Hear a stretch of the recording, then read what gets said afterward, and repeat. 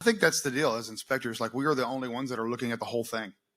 Everyone else is staying in their lane, and we are looking at all of this stuff and seeing how it works as a system. So I mean, I think inherently in our job we are kind of veering in and out of lanes. That's just what we do.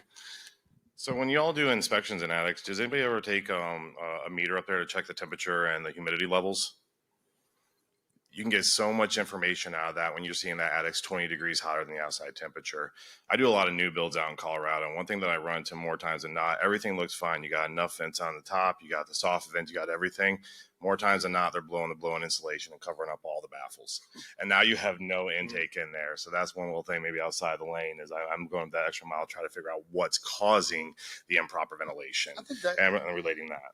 I think that's what kind of, going out of your lane or what was it? Stay in your lane or don't. Or don't, yeah. Or don't. I think that's really what it means. It's just kind of going that extra mile. I think another thing is like when you're doing these defects, a lot of people are going to write, what's the problem in the correction? Obviously, improper ventilation in the attic, recommend further evaluation, right?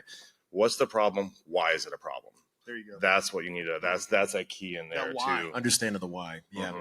Now, Fletch, I want to ask you, when it comes to inspecting in Colorado, that's not inspection regulated, right?